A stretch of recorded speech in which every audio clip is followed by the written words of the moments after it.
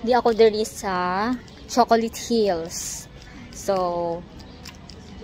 kay ako raman usa, dili man sila manuroy, di ako na lang usa. So, naglakaw ko diri, ako ra usa. So, naabot yung 200 pesos mo. Actually, umabot din siya. Abot talaga siya. Pag may 500 pesos ka dito, kaya na, budget type. For those students na pupunta dito. And just to see the scenery. So, I am going to climb the 200 plus stairs of Chocolate Hills just to see the best scenery sa taas. So, good luck. Here we go.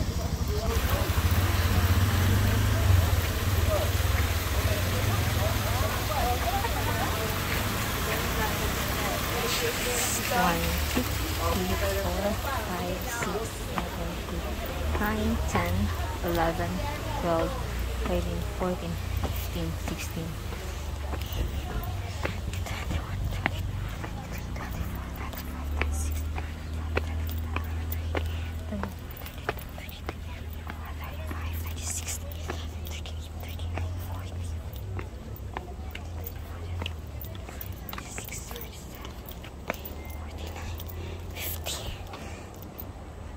Kapoy man di ay? Oo, Australian model.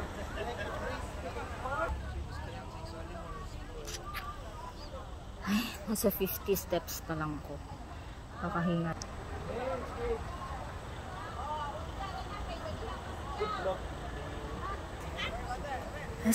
Nasa 50 steps pa lang ako. Hingal pala. Nakakahingal. So there, oh. Yun yung nilakbay ko pa baba. Ah.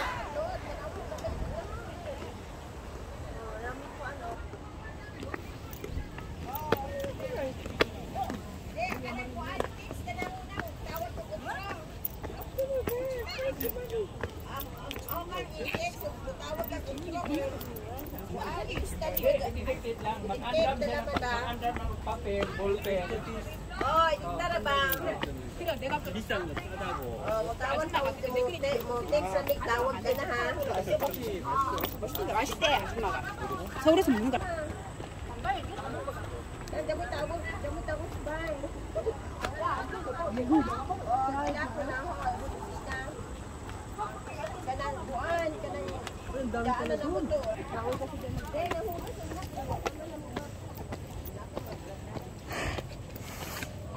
Hike ulit. Ang ganda. The view.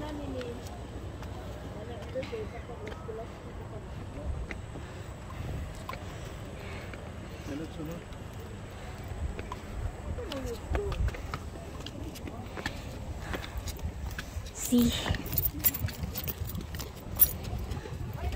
Loli.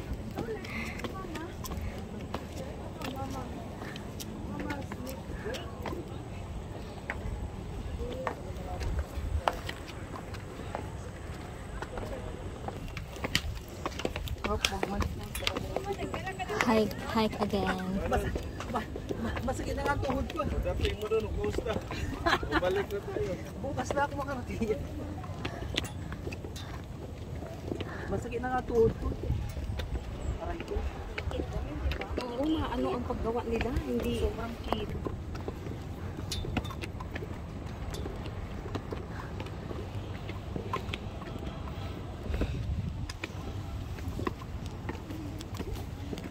Yan, bumibilis na ako. Medyo malapad ka. Ay, salamat. It's more fun in the Philippines.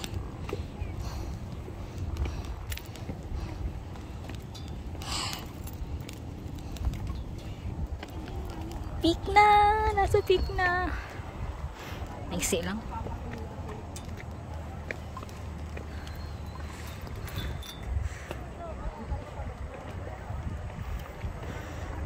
Ito yung view sa taas.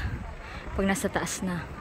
So makikita talaga yung Yan, yung maliliit na hills. Nasa malayo nga lang. Pero, ayan. Makikita talaga yung hills. Doon nagda-drive ng ATV. Yun yung ATV. So, mga nasa, per hour is nasa 1.5, I think. So, ito yung peak. Actually, nandito na ako sa peak of the mountain na may hagdan yung inaakyat. So, thanks sa magandang panahon, not too rainy, not too hot. Nice. Maganda nga talaga siya.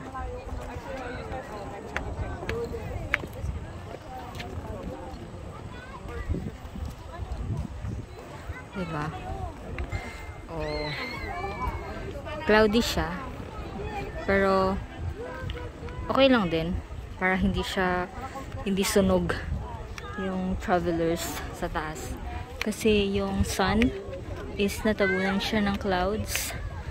So hindi siya ganun ka-hot. And nice, ang ganda. This is my first time.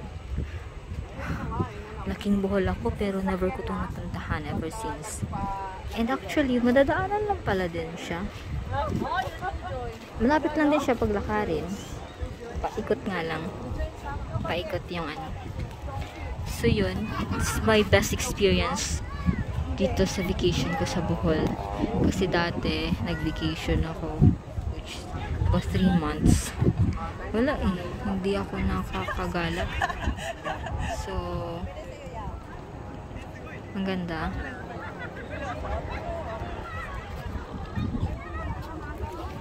So, doon lang pala siya. Yung doon na area. Maliit lang yung hills. Kunti lang yung hills doon. Ayan o. Kunti lang yung hills. Pero, dito na area. Dito na area. Medyo marami yung hills. Umpok-umpok din siya talaga. Then, doon. Ayan o. Hills. Maliliit lang siya. Chocolate hills. Actually ngayon, hindi siya ganun ka-brown kasi lately, di ba? Tag-ulan. So ngayon, green chocolate siya. Yan, chocolate. Ito yung chocolate ng Bohol. So,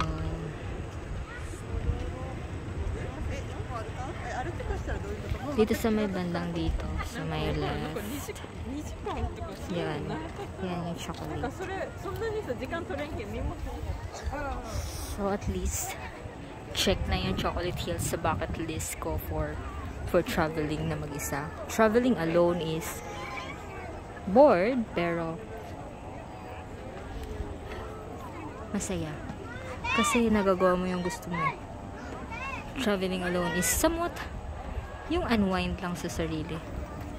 So, ayun.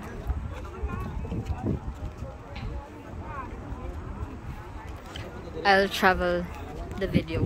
So, non-biodegradable. So, yun.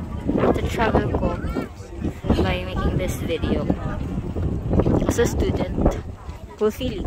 Kasi makikita mo yung sceneries ng creation ni God. So how God created the earth, how God created the universe of such a beautiful scenery that we can meditate, or we can saw how the beauty of nature is. So the beautiful nature that God created to all of us. So mainit. Yeah, the sun is getting strong. Nakita mo yung sun. Medyo mainit na sa taas, sa peak, pero mahangin. So, masarap kahit mainit. Basta pag nandito ka sa peak, fulfilling. Doon yung ATV. Ayan. Pwede mag-drive ng ATV. Pero, sulit. Maybe next time. Mag-try ko siya dito. As of now.